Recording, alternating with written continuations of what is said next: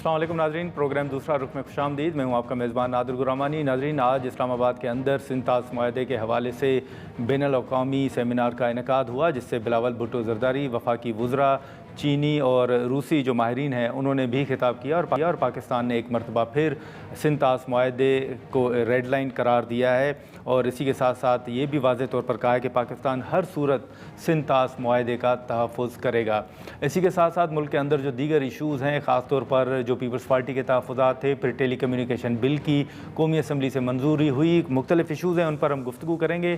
Peoples party के senior रहनुमा नवीद कमर साहब इस वक्त हमारे साथ मौजूद हैं। नवीद कमर, शुक्रिया सर, आपने वक्त निकाला। हाल ही में आपने देखा कि जो हुकूमत ने मुश्किल फ़ैसले किए, उनका मलबा या उनकी वजूहात जो हैं वो हाल ही में जो जंग अमेरिका और ईरान के दरमियान थी उसको करार दिया जा रहा था, लेकिन उसके बाद जो रिलीफ मिला या आलमी मंडी में अगर पेट्रोल की कीमतें देखें तो इस मरतबा हुकूमत ने कीमतें बरकरार रखी। आपको लगता है कि जंग ख़त्म होने के बाद जो रिलीफ मिलना चाहिए था आवाम को वो मिल सका है?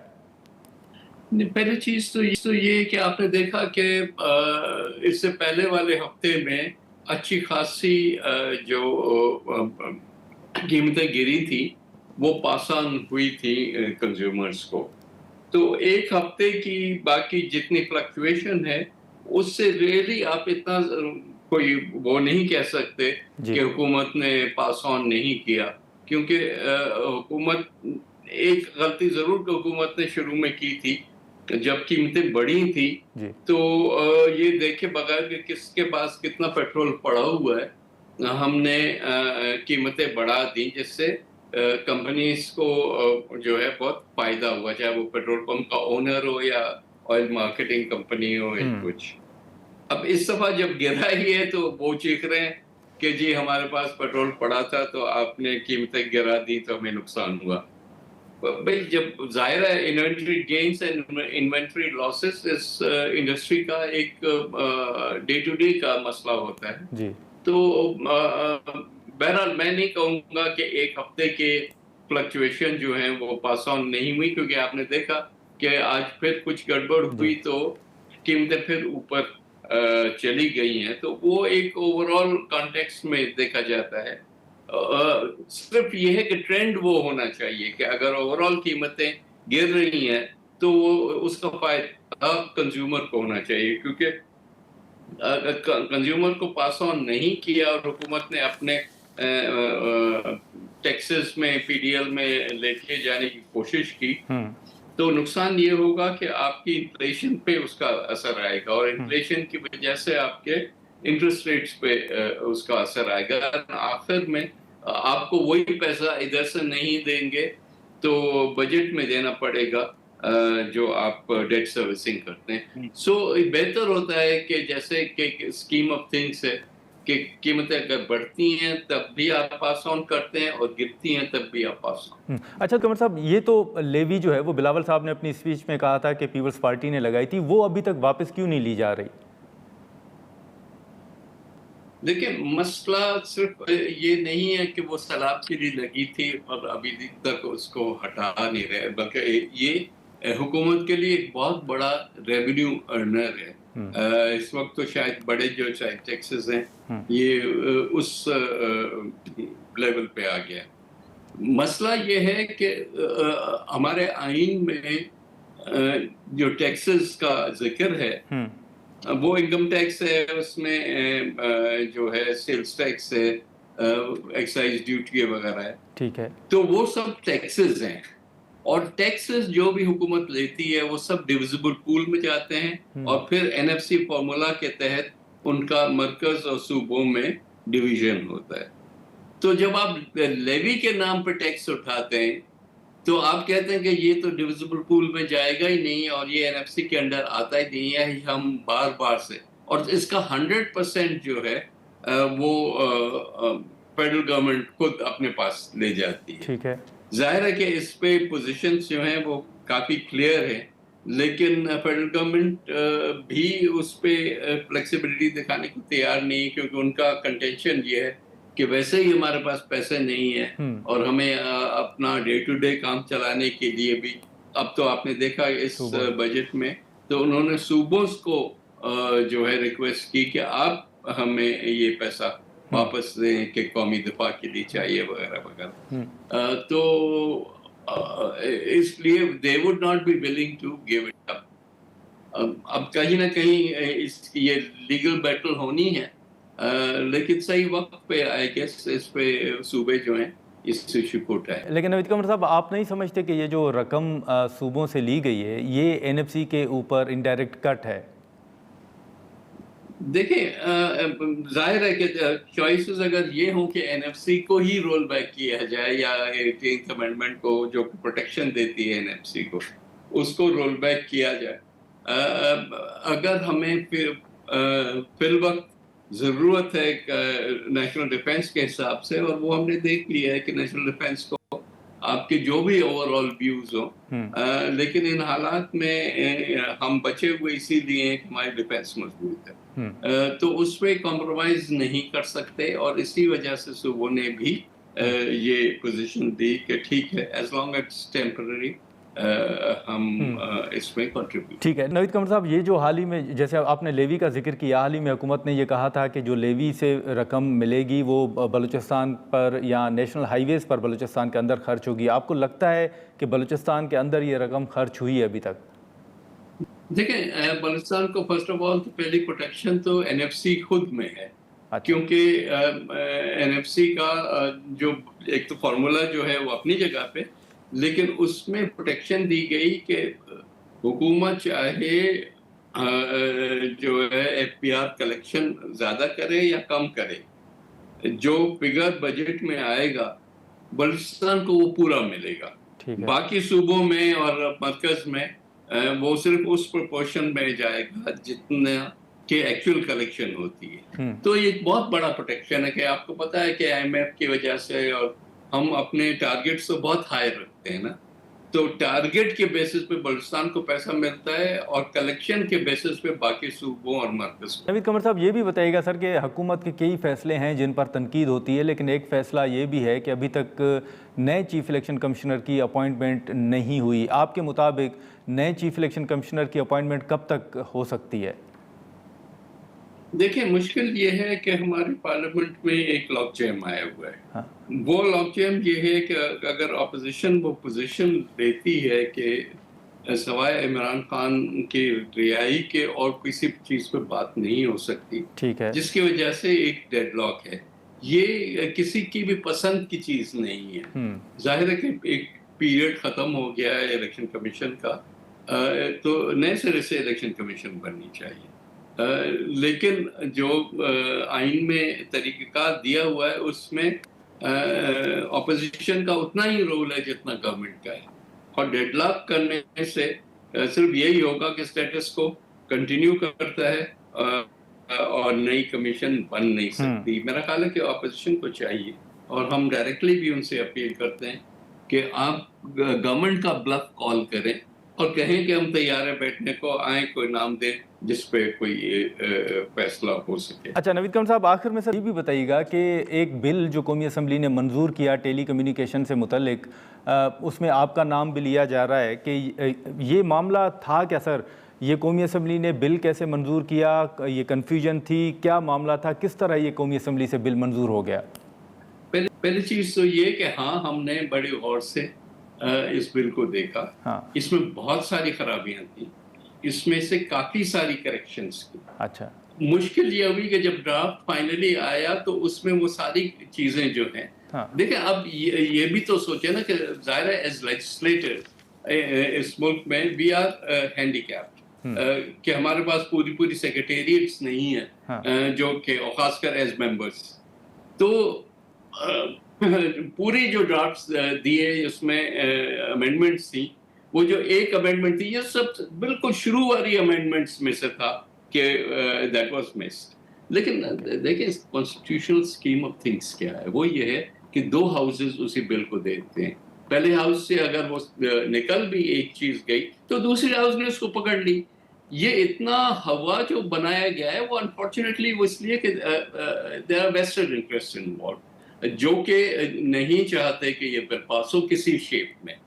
انفارچونیٹلی کیونکہ اس میں پینلائز ہو رہی ہیں ہمارے ملک کی ڈی ایچ ایز اور ہمارے ملک کے بڑے بڑے جو बहरिया वगैरह जो हाउसिंग स्कीम्स हैं, क्योंकि गवर्नमेंट ने ये फैसला किया था कि हमने जो है वो उनको उस लिहाज से कंपनसेशन नहीं देना जो कि ये डिमांड कर रहे हैं। So it's a complicated issue.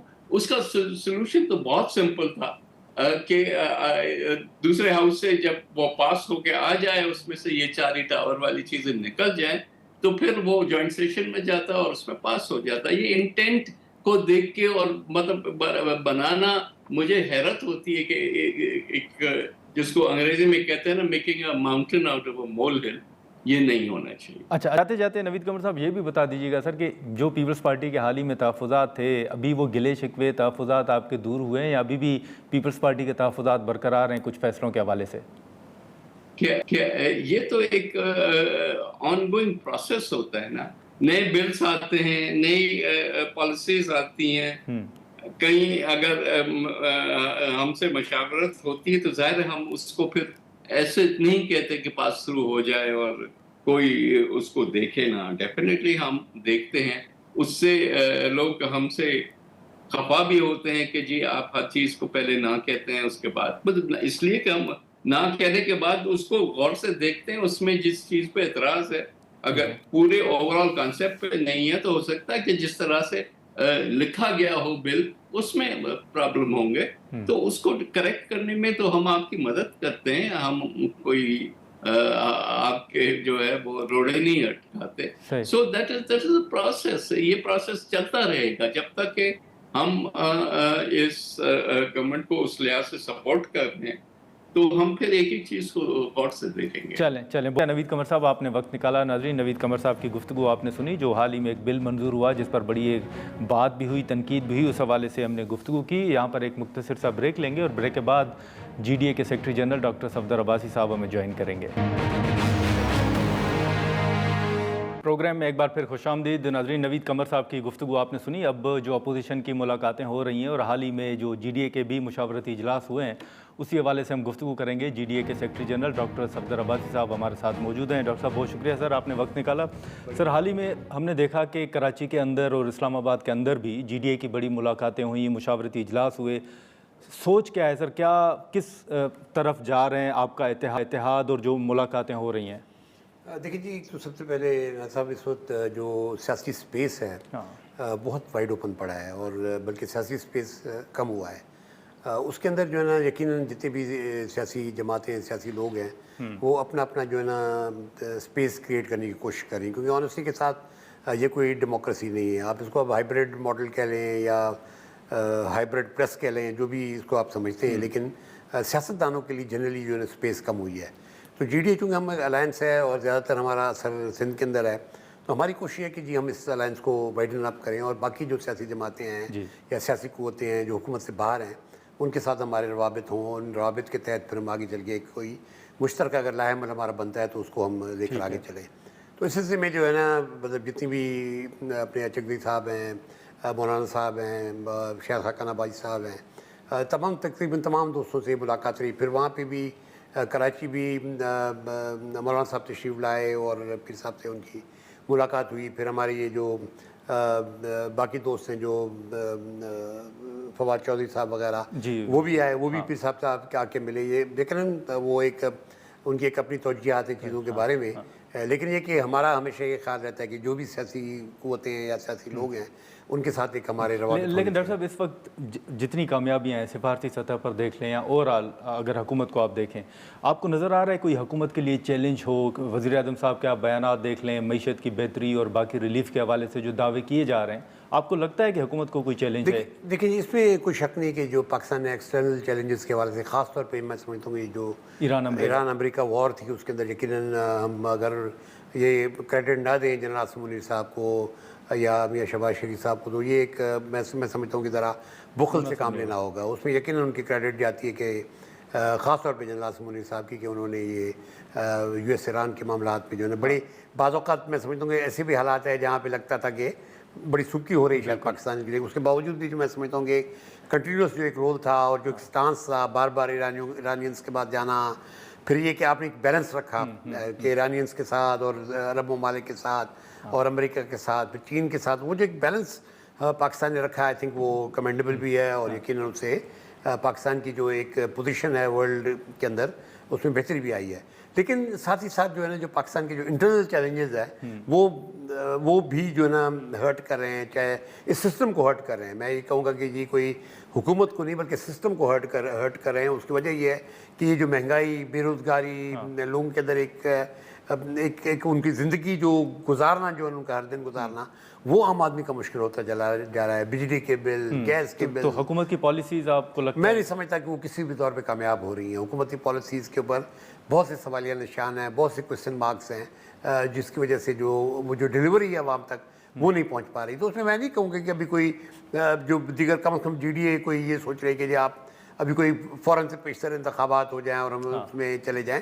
لیکن یہ ضرور ہم سوچ رہے ہیں کہ ابھی کسی بھی وقت ڈاؤن دا لین اگر سسٹم نہیں چل پا رہا تو پھر ہمیں ایک فریش الیکشن کی طرف جانا چاہیے. اس کے لیے یقیناً آپ کو سیاسی جماعتیں جتنی بھی ہیں، جو سیاسی قوتیں، سیاسی فورسز ہیں، ان کے ساتھ حکومت کو مذاکرات کرنا پڑیں گے. میں نہیں سمجھتا کہ اس موجودہ جو اس وقت جو پریشرز ہیں اس کو یہ حکومت کوئی اوور کم کر سکتی ہے. ان کے اپنے اندر بھی اب کانٹرڈکشن بڑھتی جا رہی ہیں. اگر آپ پیپلز پارٹی جو سپورٹ کرتی ہے اس گورنمنٹ کو، بعض اوقات پیپلز پارٹی یہ کرنے کی کوشش کرتی ہے کہ جی ہم تو صرف آئینی عہدے ہیں اور ہمارے پاس بھائی آپ کی وجہ سے حکومت کھڑی ہے. اگر وہ آپ نہ ہو تو پھر حکومت کس طرح کھڑی ہو سکتی ہے؟ تو جو ذمہ داریاں جو عوام کے لحاظ سے، مسائل کے لحاظ سے جو ذمہ داریاں پی ایم ایل این پہ آتی ہیں وہی پاکستان پیپلز پارٹی پہ بھی آتی ہیں. تو اس سے آپ روگردانی کریں یا اس سے آپ بھاگنے کی کوشش کریں. پیر پگارا صاحب سر کیا سوچ رہے ہیں؟ پیر صاحب دیکھیں جی، جنرلی دیکھیں نا، پیر صاحب ایک کافی میٹھے لہجے کے شخصیت ہیں ان کی، اور وہ بہت زیادہ کنٹروورسیز میں شاید غالباً پڑھتے بھی نہیں ہیں. لیکن ہم as a G D A جو ہیں، جتنے بھی دوست ہم اکٹھے ہیں، ہم یقیناً یہ سمجھتے ہیں کہ پیر صاحب کی قوت اور طاقت جو ہے وہ پاکستان کی سیاست کے اندر ایک بڑا منفرد مقام رکھتی ہے.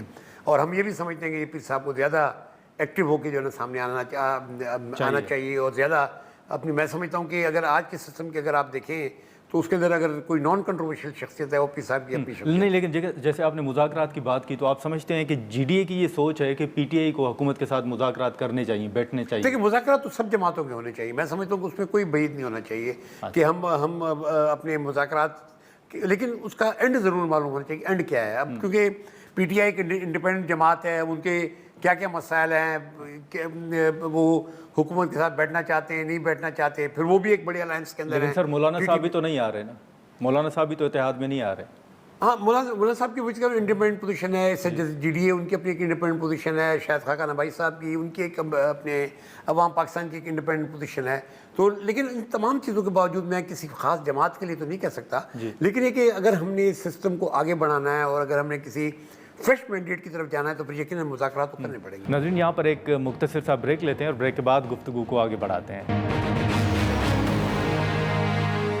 پروگرام میں ایک بار پھر خوش آمدید. اوورآل اگر آپ دیکھیں اسلام آباد کے اندر بھی جو حکومت کے فیصلے ہیں، بیچ میں کچھ کیسز بھی آئے، تو اوورآل آپ کے کون سے ایسے اوورآل جو ایشوز ہیں جن پر آپ کو لگتا ہے کہ یہ فیصلے جو کیسز ہیں یہ حکومت کے لیے مستقبل میں کوئی مسائل پیدا کر سکتے ہیں؟ آپ نے دیکھا ہوگا یہاں پر جو مختلف ایون عدالتوں کے جو فیصلے آئے، اور اس کے بعد جو اب حکومت کہہ رہی ہے کہ جی کیونکہ ایران امریکہ کی جنگ تھی اس وجہ سے کچھ چیلنجز تھے، لیکن اب معیشت بھی بہتری کی طرف جا رہی. آپ کیا دیکھ رہے ہیں ماحول؟ دیکھیں جی، اس وقت تو دیکھیں معیشت تو بنیادی طور پہ میں سمجھتا ہوں کہ جی کئی عرصے سے جو ہے نا بیچاری وہ سوئی پڑی ہے. میں سمجھتا ہوں شوکت عزیز کے ٹائم سے اگر آپ دیکھیں تو معیشت کا ایسا بیڑا گھر ہونا شروع ہوا. وہ تو کہہ رہے ہیں سر، دیکھیں ڈیفالٹ ہونے سے تو ہم نے بچا لیا. صحیح، اپنی جگہ بات ہے، ڈیفالٹ سے آپ نے ضرور بچا لیا، لیکن جو عوام کے مسائل ہیں وہ تو ادھر ہی ہے نا. آج آپ 81,000 ارب روپے کے مقروض ہیں. آج آپ کی جو آپ کی جو فارن ایکسچینج ریزروز ہیں وہ سارے کے سارے ریزروز وہ ہیں جو کہ سعودی عرب، چین، اپنے یو اے ای، ان ملکوں کی طرف سے جو ریزروز ہیں وہ ریزروز ہیں آپ کی جو مہنگائی کی اس وقت جو ریشو ہے، جو آپ کا بے روزگاری کا ریشو ہے، جو پاورٹی کا ریشو ہے، 40% پاورٹی ہے آج آپ کے پاس. 40% لوگ $1 ڈے سے کم میں زندگی گزار رہے ہیں. تو سوری $2 ڈے میں کم سے گزار رہے ہیں. تو $2 کا مطلب یہ ہے کہ 600 روپے میں کون بندہ آپ کی. لیکن ڈاکٹر صاحب، ہم آپ کا بیان بھی دیکھ رہے تھے، کیا آپ کے تحفظات کیا ہیں؟ ہم نے دیکھا کہ آپ کی رہائش گاہ کے حوالے سے ایک آپ کا بیان تھا، تو کیا حکومت کے دیکھیے اس میں میں سمجھتا ہوں کہ اسلام آباد کے لحاظ سے اس وقت جو حکومت کی پالیسی ہے نا وہ ایک ڈسٹرکٹیو زیادہ ہے، کنسٹرکٹیو کم ہے. उसमें क्या हो रहा है कि आप आम आदमी को जो है ना वो उसको जो है ना डिप्राइव कर रहे हैं बेसिकली हाउसिंग से। जो लोग जहाँ जहाँ बैठे हैं और फिर जो कार्रवाइयाँ हो रही हैं वो इतनी आर्बिट्ररी हैं और इतनी जो है ना इतनी कंट्रोवर्शियल है कि वो सस्टेन भी नहीं कर पाती। और हर जगह जो है लड़ाई का एक समय है जहाँ ज़बरदस्ती जो ना पुलिस के अटाले आते हैं, CDA के लोग आते हैं, वो जाके चढ़ दौड़ते हैं उसके कॉलोनीज़ पे या घरों पे और आके कहते हैं कि जी बस ये सील हो गया और अब आप जो ना घुस नहीं सकते, अब आप जा नहीं सकते, अब आप खाली करें। ये जो चीज़ जो जनरली मुझे इस्लामाबाद में नज़र आई वो इतफाक़ इस दफ़ा हमारे साथ हुई। 22 पार्क रोड आप मैं समझता हूँ कि ऐसी जगह है जो सबको जो उसके बारे में पता है। मोहतरमा बेनज़ीर भुट्टो साहबा कई दफ़ा जो आई, जितने भी साबिक़ प्राइम मिनिस्टर्स हैं, गिलानी साहब हैं, परवेज़ अशरफ साहब हैं, हमारे जितने अपने फॉरेन मिनिस्टर जो डार साहब हैं, PMLN की क़यादत, मौलाना साहब खुद, शाहिद खाकान अब्बासी साहब, जितने भी लुमिनरीज़ रहे हैं, एहसन इकबाल साहब, किसी न किसी हवाले से उनकी निस्बत बनती है शायद हमारी वजह से। लेकिन ख़ास तौर पर क्योंकि पाकिस्तान पीपल्स पार्टी का बेसिकली मोहतरमा की ज़िंदगी में एक बहुत बड़ा ये हमारा एक हेड, आप ये समझें कि बहुत बड़ा एक ऐसी रेजिडेंसी जहाँ पे जो ना तमाम सियासी वर्कर, सियासी कारकुन इकट्ठे होते। आखिरी टिकटें भी मोहतरमा ने वहाँ पे बैठ के बांटी। अच्छा। तो अब वहाँ पे आप एक जो ना एक अपनी जगह एक वो है, उसको आप ज़बरदस्ती टेक ओवर करने की कोशिश करें। पुलिस के जो ना आप जो ना पूरे अटाले भेजें, खाली करने का कहा गया है। अब अभी तो ये भी प्रेशर है कि खाली कर जो ना आप इसको खाली करें। मैं उनको ये कह रहा हूँ कोई लीगल ऑर्डर है आपके पास? कोई लीगल ऑर्डर नहीं। सारे इलीगल ऑर्डर के तहत जो ना आप ज़बरदस्ती आपने सील किया, इलीगल ऑर्डर के तहत आप उसको खाली कराना चाह रहे हैं। लेकिन नेचुरली कोर्ट से ठीक है डॉक्टर साहब, लेकिन हाँ मेरी नेगोशिएशन भी हुई है बड़ी CDA के उनसे और मैंने उनको समझाने की कोशिश की भाई ये केस तो आपको बोर्ड में लेके जाना, बोर्ड में ले, लेकिन और उस वक्त आप बोर्ड में नहीं लेके, आपने मैलिफाइड अंदाज में कार्रवाई करके अब जब आप बोर्ड में लेके जाएंगे तो वो भी कार्रवाई। ये तो बहुत से केसेस हैं जिनका आप भी जिक्र कर रहे हैं, ज़ाहिर अदालतें भी मौजूद हैं, PTI के भी तहफ़्फ़ुज़ात हैं, अदालतों के पास वो भी जा रहे हैं। ओवरऑल आपको सर नज़र आ रहा है कि PTI या GDA की जो हिकमत अमली है उससे कोई राह हमवार हो आने वाले दिनों में, या कम से कम? अभी तक तो अपने गुरमन साहब अभी तक तो मुझे लगता है कि एक स्टेगनेशन है सियासत के अंदर। अच्छा। इस वक्त जो है हर चीज़ ऐसे जो ना पैरालिसिस का शिकार हो गई है। अच्छा। अपोजिशन जमातें भी वो रोल अपना प्ले नहीं कर पा रही जो प्ले करना चाहिए। हुकूमत के तो मसाइल अपनी जगह हैं ही हैं, लेकिन अब सवाल ये पैदा होता है कि इन सारे मसाइल से निकलने के लिए बातचीत का एक दरवाज़ा खास तौर पर अपोजिशन के अंदर जरूर। तो मौलाना साहब को आपको लगता है कि पीर साहब कामयाब हो जाएंगे? देखिए मौलाना साहब के साथ तो पीर साहब के बड़े पुराने रिलेशनशिप है। जब मौलाना साहब आए तो हमारी कुछ 1.5-2 घंटे जो है ना आपस में बातचीत हुई, मुस्तकबिल के हवाले से भी, तावन के हवाले से भी, पिछले भी जितने भी इलेक्शन आप सिंध में जो भी हुई हैं गुज़िश्ता 2-3 इलेक्शन, उसमें JUI और GDA ने इकट्ठे मिलकर इलेक्शन लड़े और इकट्ठे जो हमने जो एक सीट एडजस्टमेंट के तहत हमने लड़े। आइंदा भी हमारा ख्याल है कि JUI और GDA खासतौर पर सिंध के अंदर जो उनके पुश्तर का उम्मीदवार हो। चलें डॉक्टर, बहुत शुक्रिया, आपने वक्त निकाला। नाज़रीन, डॉक्टर सफदर अब्बासी साहब की गुफ्तगू आपने सुनी। हम यहाँ पर एक मुख्तसर सा ब्रेक लेंगे और ब्रेक के बाद हुमा बकाई साहिबा हमें ज्वाइंगे और सिंध तास मुआहदे के हवाले से हम गुफ्तगू करेंगे। प्रोग्राम में एक बार फिर खुशामदीद। नाज़रीन, जैसे प्रोग्राम की इब्तिदा में हमने जिक्र किया कि इस्लामाबाद के अंदर सिंध तास मुआहदे से मुतल्लिक बैनुल अक़वामी सेमिनार का इनेकाद हुआ, जहाँ पर पाकिस्तान ने एक मरतबा फिर सिंध तास मुआहदे के हवाले से जो अपना मौक़िफ़ है वो दोहराया है। इस वक्त हुमा बकाई साहिबा हमारे साथ मौजूद है, हम उनसे गुफ्तगू करेंगे। हुमा साहिबा, बहुत शुक्रिया, आपने वक्त निकाला। सबसे पहले तो आपके इल्म में है कि जो भारत के साथ इस वक्त मामलात हैं, बीच में कुछ खबरें आई कि शायद कोई बातचीत भी हुई है, ट्रैक 2 के हवाले से कुछ खबरें यकीनन आपके इल्म में भी होंगी। अब आज जो सेमिनार का इनेकाद हुआ है सिंध तास मुआहदे के हवाले से, तो डे 1 से पाकिस्तान अपना मौक़िफ़ सामने रख रहा है। आपके मुताबिक कौन से ऑप्शंस अभी पाकिस्तान के पास रहते हैं? देखिए, पाकिस्तान अगर आप मुआहदे की रूह से चले ना, तो पाकिस्तान तो स्ट्रैटेजिक रिस्ट्रेंट का मुजाहरा कर रहा है, क्योंकि जो ट्रीटी है उसको यूनिलैटरली सस्पेंड किया ही नहीं जा सकता।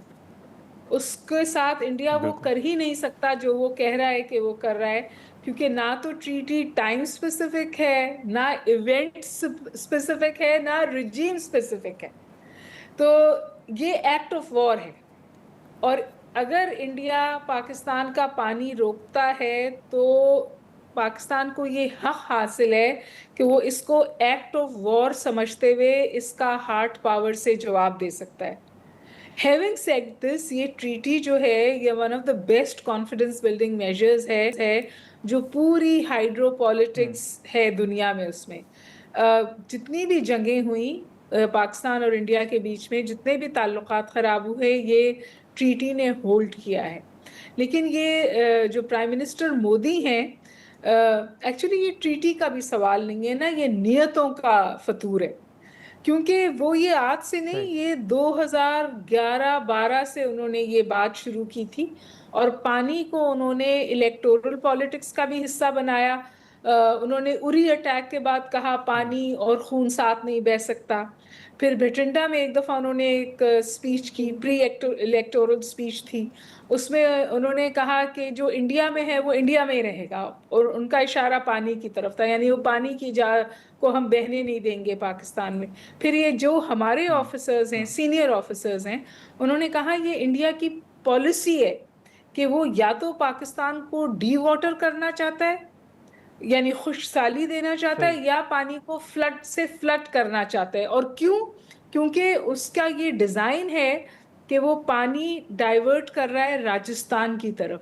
وہ راجستھان کو جو کہ ایک ڈیزرٹ ہے اس کو پانی دینا چاہتا ہے, اس کو زرخیز کرنا چاہتا ہے. تو یہ ایک اسٹریٹجی, اور انڈیا میں خود پانی کی اتنی کمی ہے کہ یہ ایک دوسرے اسٹیٹس کا پانی بند کر دیتے ہیں. بالکل. اچھا, لیکن ہما صاحبہ یہ بھی تو ڈے ون سے ہم نے سنا تھا کہ سنتاس معاہدے کے حوالے سے اگر کوئی جیسے آج بھی یہ کہا گیا کہ معاہدے کے مطابق اگر کوئی تنازع کھڑا ہوتا ہے تو ثالث کو انٹروین کرنا ہوگا, وہی کردار ادا کرے گا. تو اس معاملے میں ثالث آپ کو کہیں نظر آ رہا ہے جتنا عرصہ گزرا ہے؟ دیکھیے جو انٹرنیشنل فورمز ہیں اس پہ تو پاکستان کے موقف کا ادراک کیا گیا ہے, اور پاکستان نے کچھ کیسز جیتے بھی ہیں, اور جہاں بگلیہار پہ نہیں جیتا وہ اس لیے کہ ہماری واٹر ڈپلومیسی بہت ویک تھی. اور یہ ایک رات میں نہیں ہو گیا کہ انہوں نے ٹریٹی ایبروگیٹ کر دی 2025 میں بہانہ کر کے.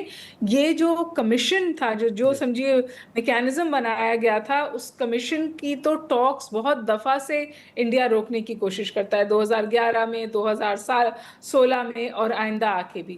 اور جو اس سے بھی زیادہ خطرناک بات ہے کہ وہ جو کمیشن ہے اس میں ایک کلوز یہ ہے کہ ٹرانسپیرنسی ہوگی, یعنی جو سٹرکچرز وہ پانی پہ بلڈ کرے گا اس کے بارے میں وہ پاکستان کو پہلے بتائے گا, اور وہ اس بات کا اس میں سمجھیے سینسٹیوٹی کا خیال کیا جائے گا کہ جو 3 دریا پاکستان کے ہیں اس کا پانی روکا نہیں جائے گا. آج انڈیا کیٹیگوریکلی کہہ رہا ہے کہ وہ اس معاہدے کا حصہ ہی نہیں ہے, اس نے ٹریٹی ایبروگیٹ کر دی ہے, اور اب وہ جو چاہے پانی کے ساتھ کر سکتا ہے. اور باوجود اس کے کہ کچھ بات چیت ہوئی ہے اور انٹرنیشنل کمیونٹی نے بھی کچھ کوشش کی ہے, جو سٹیٹس ہے ٹریٹی کا وہ ریسٹور نہیں ہوا ہے. آج پاکستان نے ایک انٹرنیشنل سیمینار کیا ہے جس میں رشین ریپریزنٹیشن بھی تھی اور چائنیز بھی تھی. اور یہ بات اس لیے ضروری ہے کیونکہ دیکھیے پاکستان لوور ریپرائن اسٹیٹ ہے, انڈیا اپر ریپرائن اسٹیٹ ہے, لیکن انڈیا کا اپر ریپرائن اسٹیٹ کون ہے؟ چائنا ہے. اور جب چائنا ڈیمز بلڈ کرنے کی بات کرتا ہے تو انڈیا میں بڑا ماتم ہوتا ہے, بڑا شور مچایا جاتا ہے, حالانکہ کہیں بھی وہ کوئی. اچھا عمر صاحب, آخر میں معذرت آپ کی میں بات کر رہا ہوں, لیکن یہ جو ایک موقف پہلے جب جنگ ہوئی پاکستان نے اس میں کامیابی حاصل کی, اس کے بعد ابھی بیچ میں کچھ رابطوں کے حوالے سے خبریں سامنے آئی تھیں, لیکن آپ کو لگتا ہے کہ سنتاس معاہدے کے حوالے سے جیسے ڈے ون سے پاکستان نے ہمیشہ امن کی بات کی ہے, تو اس کا راستہ بھی بات چیت کے ذریعے نکل سکتا ہے, یا بھارت جس زبان میں بات کرے گا اسی زبان میں جواب دینا ضروری ہوگا, یا یہ جو انٹرنیشنل فورمز ہیں ان کا استعمال کرنا پڑے گا؟ دیکھیے پاکستان نے تواتر کے ساتھ کہا ہے کہ پانی ہماری ریڈ لائن ہے. یہ تو بقا کا سوال ہے نا, یہ تو زندگیوں کا سوال ہے. لیکن پاکستان کے ساتھ اس حوالے سے اگر انڈیا آ کے سمجھیے ہارڈ پاور پہ کھیلنا چاہتا ہے وہاں پہ بھی کھیل لے. 2025 میں ہم اس کا جواب دے چکے ہیں, لیکن ابھی تک پاکستان ایک ذمہ دار ریاست کے طور پر کام کر رہا ہے, اور انہوں نے ٹریٹی کو ایبروگیٹ کیا ہے, پانی نہیں روکا ہے. لیکن اگر وہ واقعی کوئی ایسی چیز کرتے ہیں جو اس طور پہ سامنے آتی ہے کہ وہ ادھر پاکستان کو ڈی واٹر کر رہے ہیں یا پاکستان کو فلڈ کر رہے ہیں, تو پاکستان کے پاس جواز ہے کہ وہ اس کے نتیجے میں انڈیا پر حملہ کر سکتا ہے. इनफैक्ट जो और चलें ठीक है, बहुत एब्लिगेशंस हुई हैं ट्रीटी की जिसमें स्ट्रक्चरल बिल्डिंग शामिल है, उस सब के नतीजे में पाकिस्तान ये कर सकता है। मैं आपको बताऊं, इंडिया की नीयत मैं आपसे कह रही हूँ बहुत खराब है, क्योंकि वे बैक इंडिया ने अफगानिस्तान को पैसे दिए थे कि काबुल रिवर पे स्ट्रक्चर्स बना लो, जो हमारा सर्कुलर वाटर सिस्टम है अफगानिस्तान के साथ भी। बिल्कुल बिल्कुल, चलें, बहुत शुक्रिया हुमा बकई साहिबा, आपने वक्त निकाला, थैंक यू मच। नाज़रीन, हुमा बकई साहिबा की गुफ्तगू आपने सुनी और सिंध तास मुआहदे के हवाले से जैसे आज वफाकी वज़रा बिलावल भुट्टो ज़रदारी और जो माहिरीन हैं उनकी भी आरा सामने आई और पाकिस्तान ने एक मरतबा फिर सिंध तास मुआहदे को अपनी रेड लाइन करार दिया है। आज के प्रोग्राम में इतना ही, इजाज़त दीजिए, अल्लाह हाफ़िज़।